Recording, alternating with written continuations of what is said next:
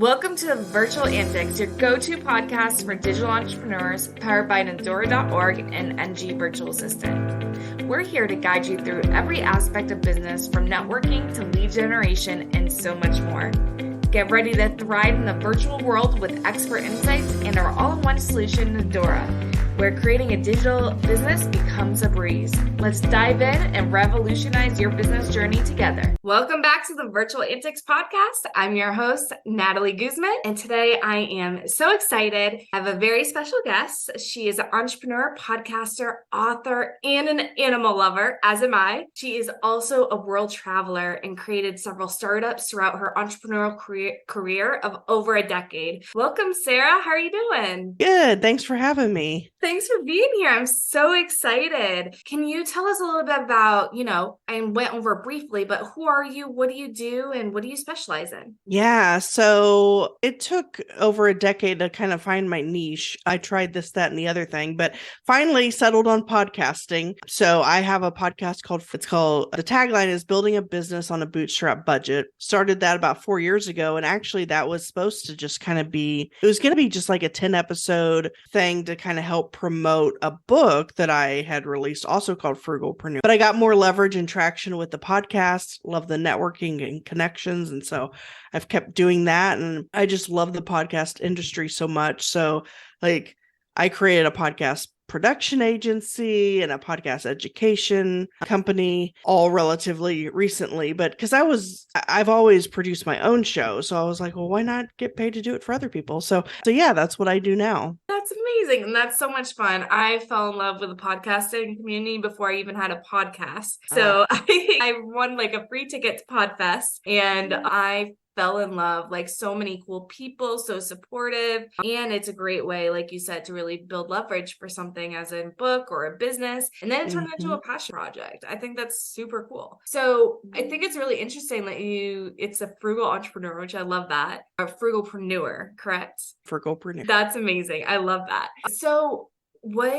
that's like building your business on like a low budget, which I love. That's how I did my VA agency. I talk a lot about how I didn't pay anything for ads. Everything was organic. So what are some ways or, some thoughts you have on this to help people that are just starting out on their journey to entrepreneurship? Yeah. So I recommend having an online business, first of all, because, running a brick and mortar or a retail, I mean, if that's what you want to do, that's fine, but you're not gonna be able to do it on a bootstrap budget. You'll probably, unless you somehow just have a bunch of money laying around, you'll probably need investors or a loan or something. But with online, I mean, you could get started for like less than $100, and there's all kinds of things you can do online. Like you do the virtual assistant, and I do podcast production. You could be a coach, a consultant, you could be a website designer. There's all kinds of things you could do. And so I recommend that just because it's so affordable. And I mean, as long as you have a website and a way to collect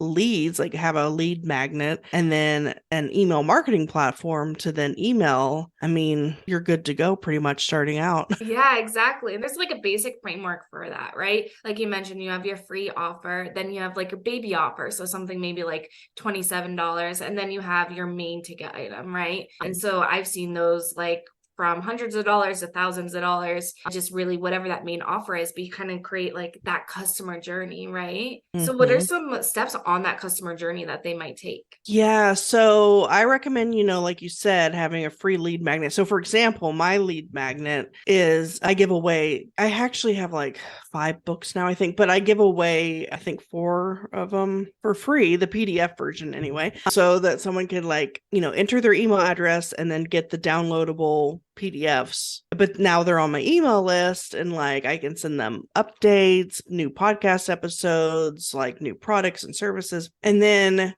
also if you don't have a podcast, I recommend starting one. But whether you start one or not, I definitely recommend being a guest on other podcasts. And then at the end of that episode, saying for your free, whatever it is, whether it's like a checklist or an ebook or anything. And then, like you said, have something, probably the low ticket would be anywhere from $7 to 47, maybe even 97. And then there might be a mid-range. So that would be like probably another downloadable or an audio book or maybe a really short course. And then you could have like a 297 or 497, which would be maybe a bigger course. And then, a 997 to 4,900, whatever, would be like more of maybe one-on-one coaching or a program that you offer, something like that. But yeah, kind of like the journey, because people aren't too likely to drop 1,000 or 5,000 or whatever right out of the gate. Like, I mean, some people do, I suppose, but usually people need to warm up to you. So they have to kind of go through those steps. Exactly. And, it's something that you brought up that's really interesting is that free offer and that low ticket offer. Those are things that are passive income. You create once and you kind of sell over and over again. Your time is worth money. So you want to make sure you're making sure those higher offers are things that take your time, right? Yeah. So you also mentioned email marketing, which I think is a really huge way to connect with the audience. Do you have any like tips or things you've noticed from your experience that maybe work or don't work? Let's see. I think the general consensus now is that like text-based emails that have, they're not like some templated with all kinds of pictures. And I mean, I think for some, like say you're a travel agency, okay, maybe, pictures would be good, or you're a photographer, something like that. But otherwise, having kind of more of a text-based email apparently does better with the email, like Gmail letting it go through type thing to your inbox. And then, I mean, maybe one photo at most, maybe one clickable link, and then like testing out subject lines. I forget what the name, there's some website you can go to. I haven't really used it because I use SendFox as my email service provider, and it tells you, like, you put in a subject and it'll say A+ or B- or give you a rating, and you can kind of like mess around with it till you get an A or an A+.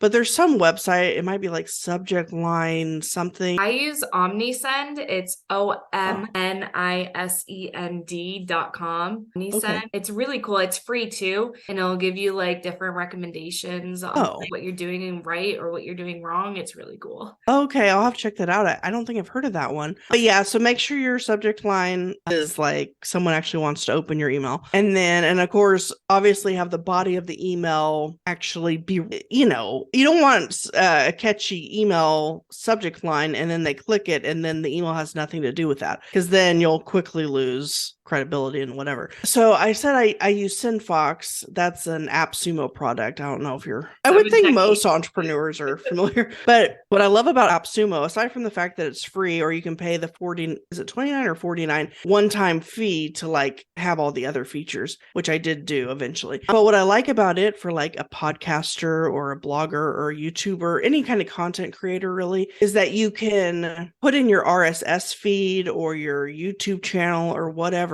And anytime there's a new podcast episode, YouTube video, blog post, it'll generate a new newsletter, and you can have it set to automatically send it out or to like just kind of sit there so you can make edits. So I love that. That's a big kind of time saver, and plus it's an affordable platform and it's very simple to navigate and stuff. I also like MailerLite. I would say if you're going to go a paid route, that's the one I like. But yeah. That's awesome. Yeah, I love that. I think it's like you said, simpler is better. We don't have time to be sifting through an email for a couple minutes, and sometimes those really long emails take that long. And I think short to the point is just really great. And then not sending them super often, because people will block you and you have value to give. So I think if you use it, I always say do something at least educational in your emails, because you're teaching something, you're giving them something of value. I think is really, really important for lead generation. So what are some of the services that you said you have podcast production companies? So what does that entail? What type of services do you offer? Yeah, so basically what I found is that a lot of people want to start a podcast, so they'll start it, and that's actually kind of the easy part, but it's like all the post-production and stuff, and they get overwhelmed, and so they only put out,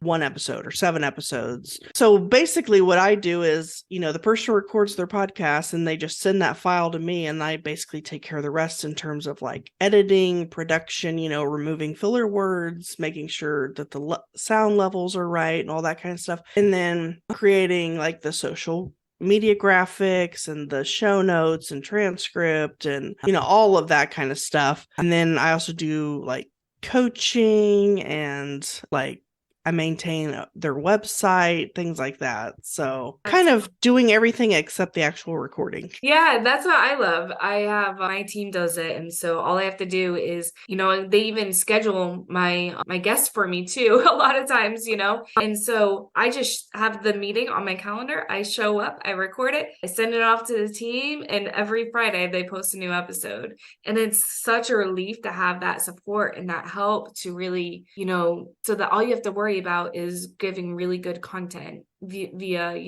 audio or video form, and then your team kind of does the rest. They can do you do like any type of like social media content within it or anything like that? Yeah, so like the graphics and then like what could be said with it, and of course they can change that if they want. Yeah, so I love that because I feel like there's all these steps when you have a podcast, and I know a lot of entrepreneurs, they don't realize how time consuming it is, especially if you have a business or multiple businesses. And so I think that's amazing what you do, so you're able to help support them and take the load off them, and then that way they can still do what they love to do. That's awesome. Thank you. Well, thank you so much for coming on my show. Can you tell my viewers where they can find you? Sure. So you can find the podcast Frugalpreneur on any podcast player. The website is frugal.show. And then if you want the free books I was talking about, that's frugal.show/free. Awesome. And I'll make sure I put that in the show notes as well. But thank you so much for coming on the show, Sarah. I've had a blast, and we'll talk to you guys next time. Thank you.